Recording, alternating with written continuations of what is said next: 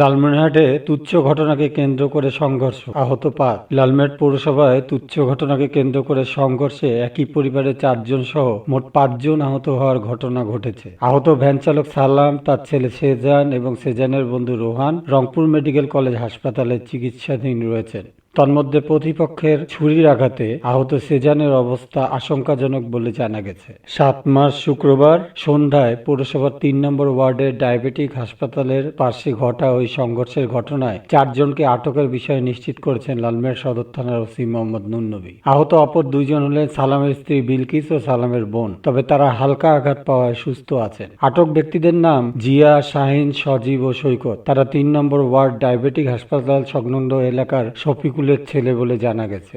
এলাকাবাসী ও আহতের স্বজনরা জানান, ৭ মার্চ শুক্রবার জুম্মার নামাজের পর সেজান এবং তার বন্ধু রোহান শফিকুলের ছেলে শাহিনকে দেখে হাসাহাসি করে। ফলে শাহিন ও সেজানের মধ্যে হাতাহাতি হলে মসজিদের মুসল্লিরা তাদেরকে শান্ত করে সন্ধ্যায় এ বিষয়ে বৈঠক ও মীমাংসার আহ্বান জানান। পরে সন্ধ্যায় শফিকুলের নির্দেশে জিয়া, শাহিন, সজীব ও সৈকত সহ ৭ থেকে ৮ জন ব্যক্তি সালাম, তার ছেলে সেজান ও সেজানের বন্ধু রোহানের উপর হামলা চালায় ও ছুরি দিয়ে আঘাত করে। ওই সময় সালামের স্ত্রী ও বোন তাদেরকে বাঁচাতে আসলে তাদের উপরও হামলা চালায়। পরে এলাকাবাসী আহত সালাম, সেজান ও রোহানকে লালমনিরহাট সদর হাসপাতালে নিয়ে গেলে কর্তব্যরত চিকিৎসক তাদেরকে রমেকে রেফার করেন, যেখানে তারা এখন চিকিৎসাধীন আছেন। খবর পেয়ে লালমনিরহাট সদর থানার ওসি মোহাম্মদ নুর নবীর নেতৃত্বে পুলিশের একটি টিম ঘটনাস্থলে আসেন ও উল্লিখিত ৪ জনকে জনতার হাত থেকে বাঁচিয়ে আটক করে থানায় পাঠিয়ে দেন। এদিকে পুলিশের বর্তমানে গুরুতর আহত সেজান মারা গেছেন এমন খবর পেয়ে এলাকাবাসী ক্ষোভে ফেটে পড়েন। তারা একত্রিত হয়ে শফিকুলের ছেলে শাহিন ও তার বন্ধু আলামিনের বাসায় ভাঙচুর চালানো শুরু করেন। সদর থানার ওসির সাহসী হস্তক্ষেপে উল্লেখযোগ্য কোনো ক্ষয়ক্ষতি হয়নি। এরপর ওসির নির্দেশে পুলিশের একটি টহল দল ঘটনাস্থলে আসে এবং উত্তেজিত জনতাকে নিয়ন্ত্রণ করে। পরে রাত আনুমানিক ৯টা ৩০ সেনাবাহিনীর একটি দল ঘটনাস্থলে এসে এলাকাবাসীদের তাদের নিজ নিজ বাসায় পাঠিয়ে দেন।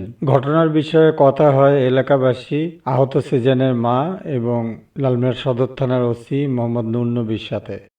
নিয়ে যায় আমি চাঁদনি বাজারে। আমি তখন কয়েকজন চিল্লাইতেছে যে রোহান খুব খুব সিরিয়াস অবস্থা। তখন আমি যে মেডিকেল গেলাম, যাওয়ার পরে রোহানকে খালি জিজ্ঞেস করলাম যে কি অবস্থা তোমার, এই অবস্থায় কেন? ভাই আমার বন্ধুকে মারামারি হয়েছে, আমার বন্ধুকে যে মারতে ধরছিল, আমি যে ঠ্যাক দিচ্ছি একটু আগে করছি, আমাকে ওই মারছে, আমাকে এই সোজায় মারছে। আমি ওকে জিজ্ঞেস করছিলাম যে বাবা তোকে কি দিয়ে মারছে? ও বলছিল যে আমাকে যে আমটা দিয়ে মারছে। কারণটা কি? 2 বছর আগের কাহিনী, মামলা খাটতে রাখছি। ওই ইস্যু ওরা অদেখ না পেয়ে আমার স্বামী সন্তান গাছকে ডাকে নিয়ে যাওয়া মাছ। মনে করেন আমরা যে এলাকায় বসত বাড়ি করি খাবার লাগছি, শফিকুল 2 বউয়ের সন্তানের অত্যাচারে আমরা সবসময় আতঙ্কই থাকি। শফিকুল ডাইরেক্ট হুমকি দেয়, কাল্লা নামাও, খুন কর, ওর বউ কয়। কিন্তু আমরা ভয়ে আছি এই এলাকার যে কখন কার সন্তানক ছোটায়, কখন কার সন্তানক মারি ফেলায়। আচ্ছা, নামাজ পড়ে জুম্মার নামাজ পড়ে বাড়ায় আসছে। আচ্ছা, বাড়ায় আসলে ওই 2টা ছেলে ওরা 2 জন ওই বাসারই পাশাপাশি থাকে।